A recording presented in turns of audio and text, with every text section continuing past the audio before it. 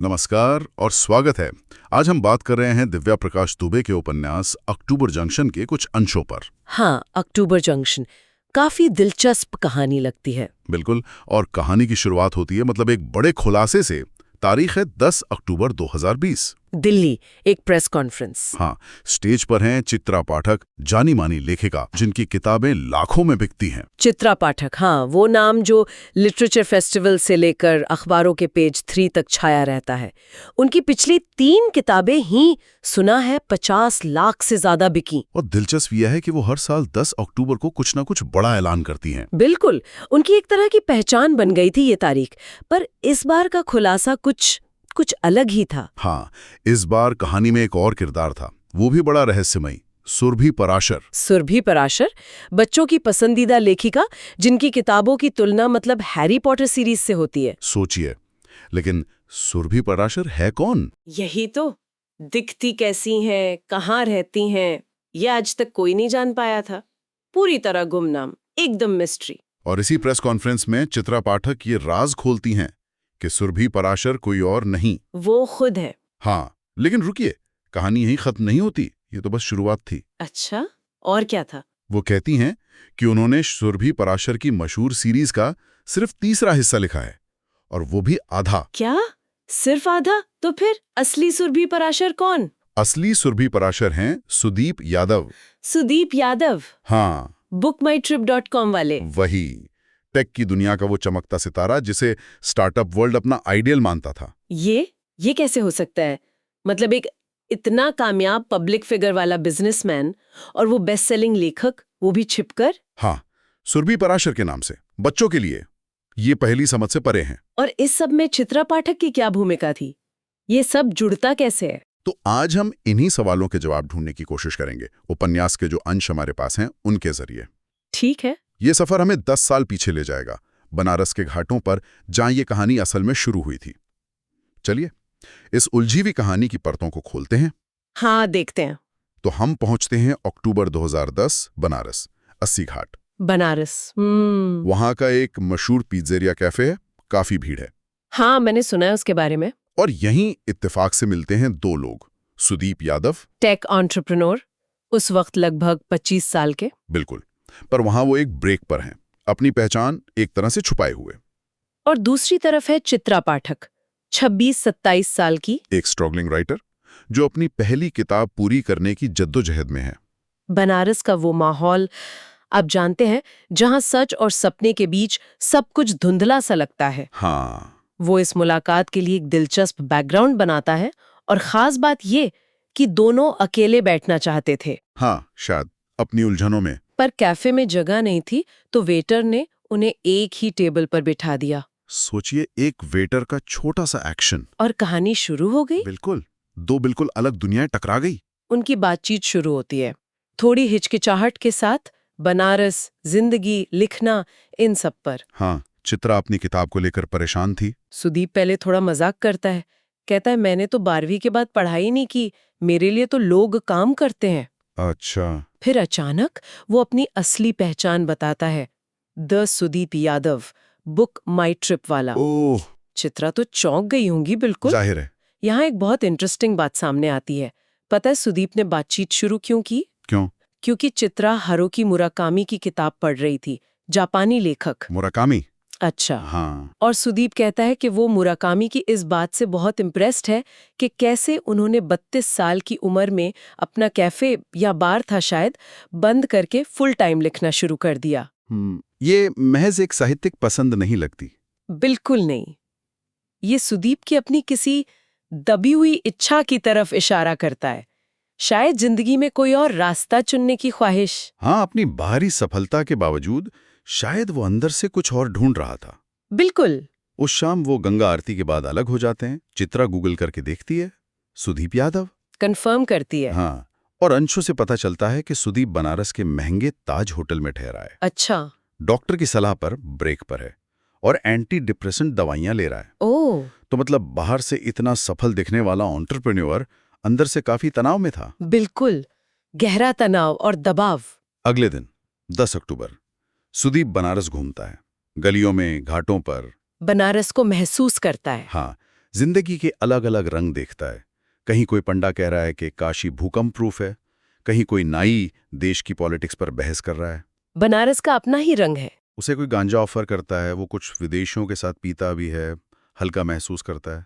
शायद वो high pressure वाली जिंदगी से कुछ पल का एक तरह का एस्केप था। हो सकता है यही हमें सुदीप की बैकग्राउंड की और झलक मिलती है। हाँ, क्या पता चलता है? 12वीं पास, पर मैथ्स जीनियस। आह, शेयर बाजार में पैसा बनाया, 2008 की मंदी में नुकसान भी झेला, अच्छा। और अब पूरा फोकस बुक माई ट्रिप पर। उसे देश की सबसे बड़ी कंपनी बनाने का भारी दबाव।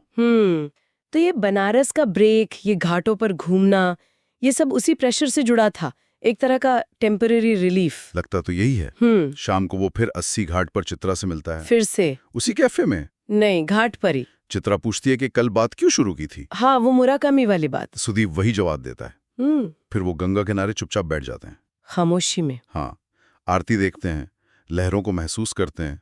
वक्त गुजरता है और तभी अचानक चित्रा रोने लगती है। ओह, क्यों? पता नहीं, अंशों में वजह साफ नहीं है।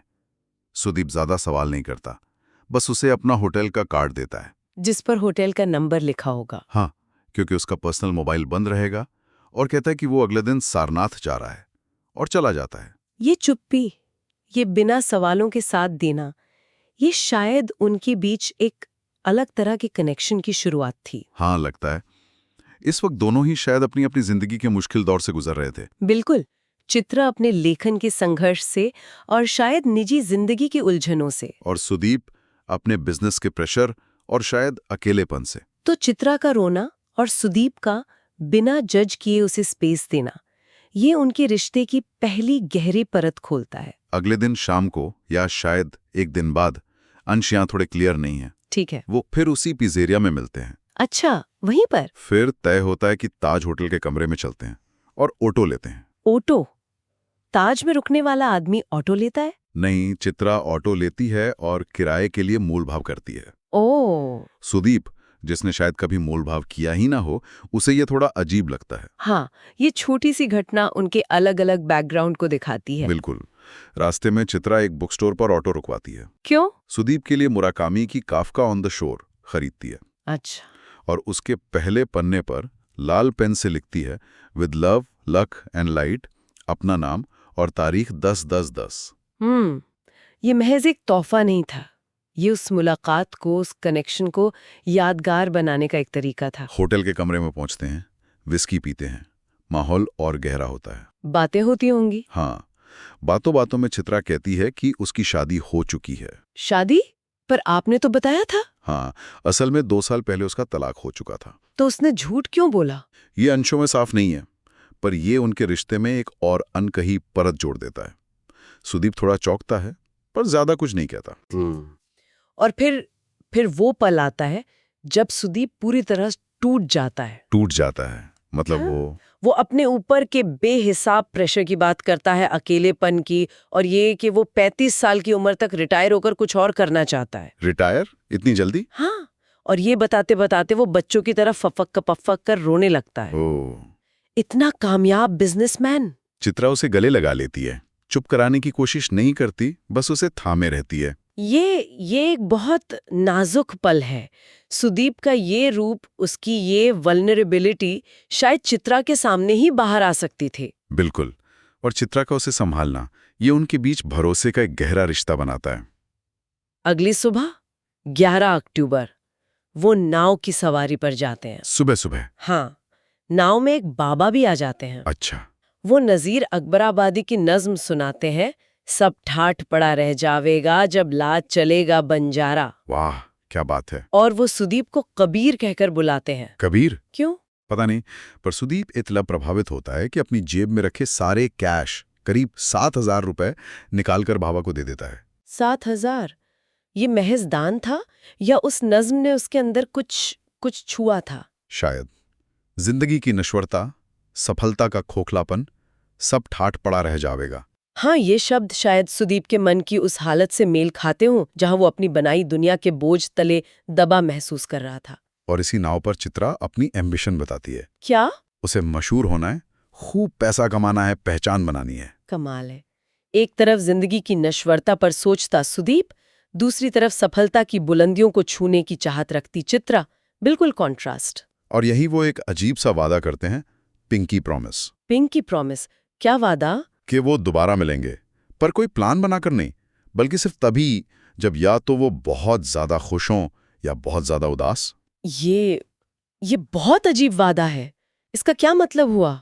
पता नहीं, क्या ये नॉर्मल रिश्तों की उलझनों से बचने का तरीका था? हो सकता है, या एक तरह का एस्केप रूट, जिम्मेदारियों से, उम्मीदों से। मुलाकात सिर्फ इमोशनल एक्सट्रीम्स पर। शायद तभी जब उन्हें एक दूसरे की सबसे ज्यादा जरूरत हो। हाँ, या जब वो अपनी बाहरी दुनिया से कटकर कुछ पल बस शेयर करना चाहें। ये उनके रिश्ते की इंटेंसिटी भी दिखाता है और अस्थिरता भी। एयरपोर्ट पर विदा लेते समय चित्रा फिर वही मुराकामी की किताब लेती है। हाँ, काफ्का ऑन द शोर। और उसके आखिरी पन्ने पर अगली तारीख लिख देती है, 10 अक्टूबर 2011। बस 1 साल बाद मिलते हैं, और अपना नंबर भी देती है। अरे, तो पिंकी प्रॉमिस के बावजूद एक तय तारीख? हाँ, तो इस तरह उनके बीच हर साल 10 अक्टूबर को मिलने का एक सालाना सिलसिला शुरू हो जाता है। ठीक 1 साल बाद 9 अक्टूबर 2011। अगली मुलाकात का वक्त? सुदीप दिल्ली के ललित होटल में है। वो अपनी कंपनी बुक माई ट्रिप के 15% शेयर एक विदेशी कंपनी को बेच रहा है। कितने में? 200 करोड़ रुपए में। बाप रे, 200 करोड़? हाँ, एक बड़ी कामयाबी का पल। लेकिन साइन करते हुए उसे चित्रा की याद आती है। वो उसे फोन करता है, पता चलता है चित्रा दिल्ली में नहीं है, वो उत्तराखंड में है, कैंची धाम में। कैंची धाम, वो नीम करोली बाबा वाला आश्रम। हाँ, वही। वो अगले दिन वहीं मिलने का फैसला करते हैं। तो 10 अक्टूबर 2011 को वो कैंची धाम में मिलते हैं। अंशों में ये भी जिक्र है कि ये वही जगह है जहां स्टीव जॉब्स और मार्क ज़करबर्ग भी आ चुके हैं।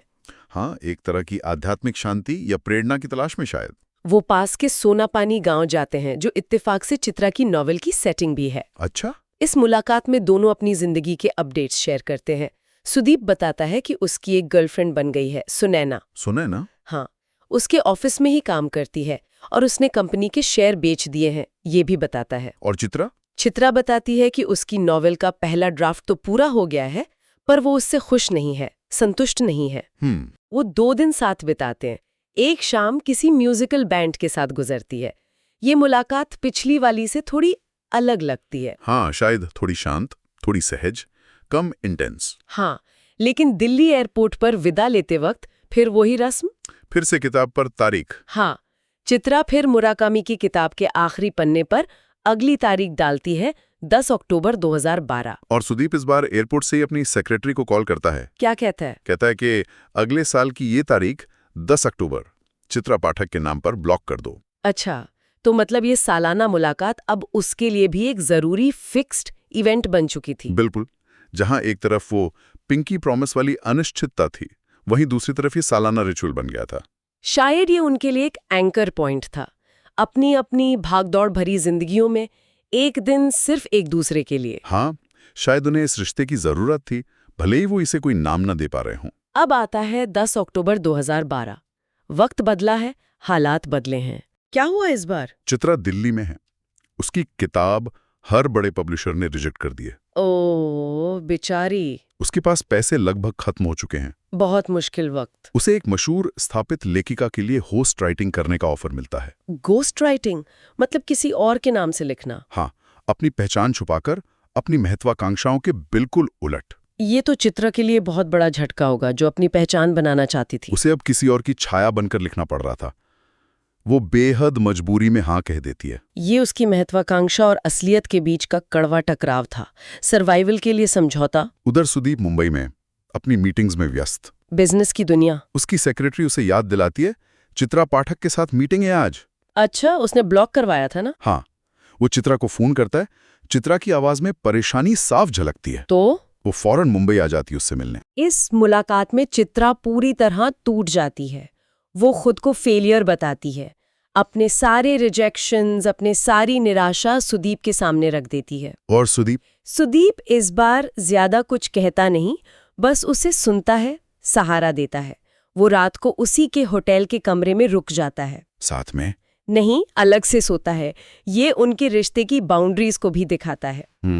सुबह जाने से पहले वो फिर से चित्रा से मुराकामी की किताब मंगवाता है। फिर से तारीख लिखवाने के लिए? हाँ, उस पे अगली तारीख लिखवाता है, 10 अक्टूबर 2013। अगला साल। और जाते हुए एक नोट छोड़ जाता है।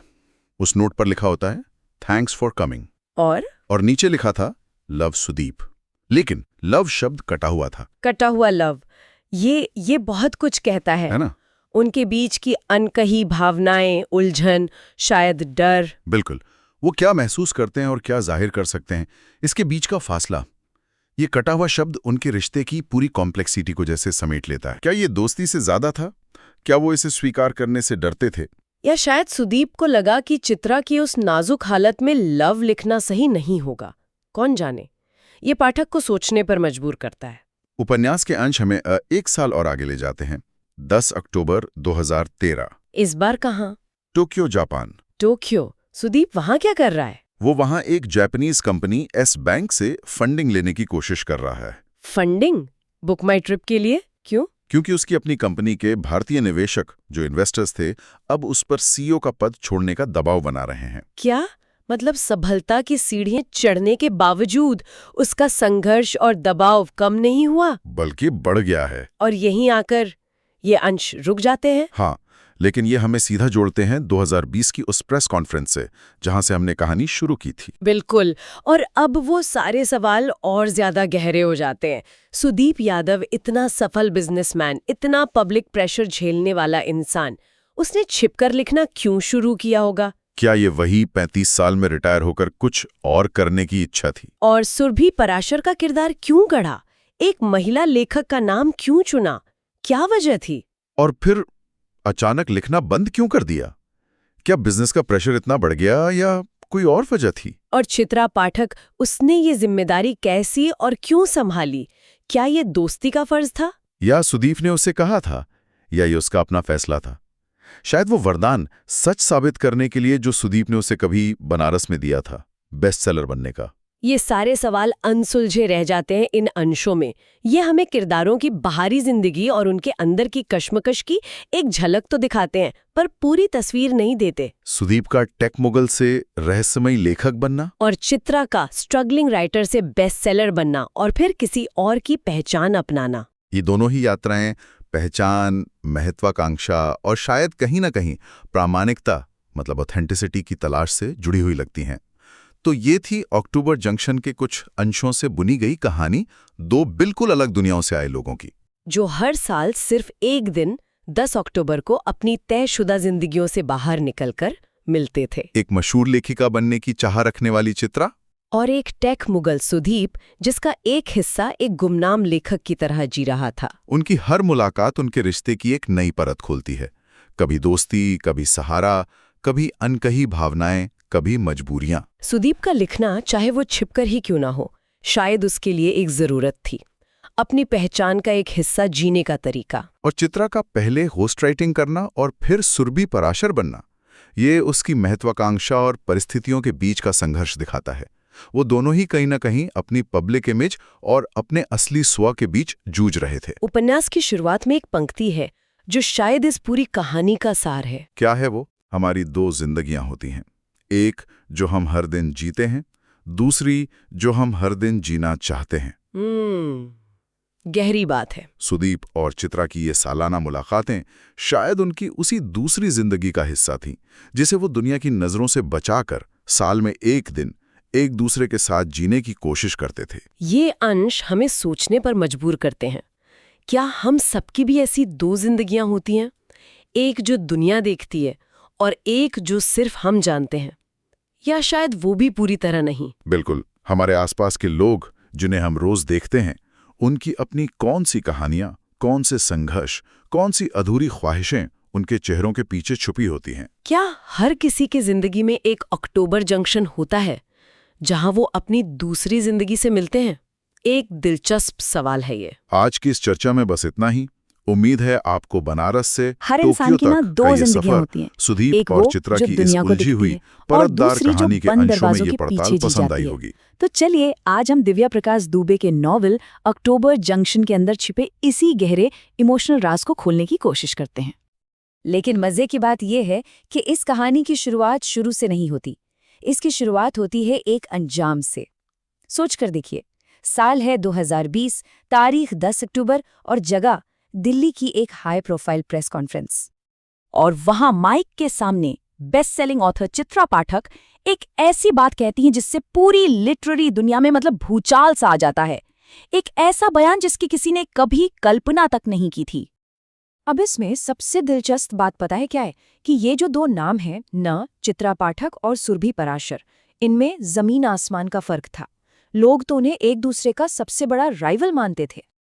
एक तरफ चित्रा पाठक, ऐसी राइटर जो पेज 3 पार्टीज की शान हुआ करती थीं, जिनकी किताबें हाथों हाथ 50 लाख से भी ज्यादा बिक जाती थी, और दूसरी तरफ सुरभि पराशर, एक बिल्कुल रहस्यमयी लेखिका जिसे किसी ने देखा तक नहीं था, लेकिन जिनकी फैंटेसी सीरीज को इंडिया का हैरी पॉटर कहा जाता था। क्रिटिक्स भी जिनके फैन थे। अभी प्रेस कॉन्फ्रेंस में लोग इस पहले झटके से, इस शॉक से संभाल ही रहे थे कि चित्रा ने एक और बॉम्ब फोड़ दिया, एक ऐसा राज जो पहले वाले से भी कहीं बड़ा था। ये सिर्फ एक पेन नेम का मामला नहीं था कि चित्रा ही सुरभि के नाम से लिखती थीं। नहीं, उन्होंने खुलासा किया कि सुरभि पराशर के नाम से सारी किताबें असल में एक मशहूर टेक मुगल सुदीप यादव ने लिखी हैं। मतलब सोचिए जरा। तो अब सबसे बड़ा सवाल यही उठता है कि आखिर सुदीप यादव, bookmytrip.com का फाउंडर, वंडर अंडर 30 लिस्ट में शामिल स्टार्टअप वर्ल्ड का सचिन तेंदुलकर माना जाने वाला आदमी, आखिर छिपकर बच्चों की किताबें क्यों लिख रहा था? इस गुत्थी को सुलझाने के लिए चलिए चलते हैं 10 साल पीछे। हम पहुंच गए हैं साल 2010 में। महीना वही अक्टूबर का और जगह है बनारस का 80 घाट। वहां एक कैफे है जो लोगों से खचाखच भरा हुआ है, और बस यहीं से इस पूरी कहानी की असली शुरुआत होती है। इस कैफे में वो मशहूर चित्रा पाठक और सुदीप यादव नहीं है। यहाँ तो बस दो अनजान लोग हैं, एक 26-27 साल की लड़की, एक 25 साल का लड़का, जिनको भीड़ की वजह से एक ही टेबल शेयर करनी पड़ रही है, और दोनों ही अपनी जिंदगी के किसी न किसी सच्चाई से भाग रहे हैं। और तभी पास की टेबल से एक आवाज आती है, एक ऐसी बात जो मानो दोनों के दिल की आवाज बन जाती है। और बस यही वो पल था जहां से उनकी पहली बार बातचीत शुरू हुई। आगे चलकर इन दोनों की जिंदगियों में शोहरत की, सक्सेस की जबरदस्त चमक आने वाली थी, लेकिन उस चमक के पीछे पर्सनल स्ट्रगल का एक गहरा अंधेरा भी छिपा हुआ था। सोचिए, चित्रा से मिलने के ठीक 1 साल बाद ही सुदीप अपनी कंपनी की 200 करोड़ की एक बहुत बड़ी डील फाइनल करने वाला था। बाहर से देखने पर तो ये एक आसमान छूती हुई कामयाबी थी, लेकिन अंदर की सच्चाई बिल्कुल अलग थी। इस कामयाबी का प्रेशर, उसका स्ट्रेस सुदीप को अंदर से इस कदर तोड़ रहा था कि उसके डॉक्टर को दवा के साथ साथ एक लंबा ब्रेक लेने की सलाह देनी पड़ी। और उधर चित्रा, उसकी आंखों में बस एक ही सपना था, फेम का, पैसे का, लाखों में बिकने वाली किताबों का। वो बस वैसी ही पहचान चाहती थी जैसी वो दूसरों की देखती थी। पर 2 साल बीत गए। मुंबई में उसकी सारी सेविंग्स खत्म हो चुकी थीं और उसकी किताब को हर पब्लिशर रिजेक्ट कर चुका था। ऐसे में वो पूरी तरह से टूट जाती है। उसका सपना अब उसे नामुमकिन सा लगने लगा था। और यही वो पल था, एक तरफ सुदीप का अकेलापन, दूसरी तरफ चित्रा की हार। इसी साझे दर्द में उन दोनों के बीच एक बहुत ही अनोखा और बेहद प्राइवेट रिश्ता बनता है। और वो एक वादा करते हैं, एक प्रॉमिस, कि दुनिया इधर की उधर हो जाए, वो हर साल 10 अक्टूबर को जरूर मिलेंगे। बनारस से शुरू हुआ ये सिलसिला कैंची धाम, मुंबई, टोक्यो तक पहुंचता है, और धीरे धीरे ये मुलाकात उनकी भागदौड़ भरी जिंदगी में सुकून का वो एक पल बन जाती है, जिसका इंतजार वो पूरे साल करते हैं। तो सोचिए, एक तरफ प्रेस कॉन्फ्रेंस में किया गया एक इकरार, एक कन्फेशन, और दूसरी तरफ एक कमरे में किया गया निजी वादा। इन 2 धागों से बुनी ये कहानी आखिर हमें बताती क्या है? शायद ये नॉवल एक आईने की तरह है जो हमें हमारी ही सच्चाई दिखाता है। जैसा कि लेखक खुद कहते हैं, हमारी 2 जिंदगियां होती हैं, एक जो हम हर दिन जीते हैं और दूसरी जो हम हर दिन जीना चाहते हैं। बस इसी कश्मकश के इर्द गिर्द ये पूरी कहानी बुनी गई है। चित्रा और सुदीप के लिए उनकी हर साल की ये मुलाकात ही उनका अक्टूबर जंक्शन बन जाती है। वो जगह, वो पल जहां वो अपनी सक्सेस, अपने फेलियर्स, अपने सारे मुखौटे उतारकर बस वो हो सकते हैं जो वो असल में हैं, एक दूसरे के सामने बिना किसी झिझक के। तो आखिर में ये कहानी उस अकेलेपन की है जो अक्सर कामयाबी के साथ आता है, और उस एक कनेक्शन की, उस एक इंसान की ज़रूरत की है जिसके सामने हमें कुछ भी दिखाना ना पड़े।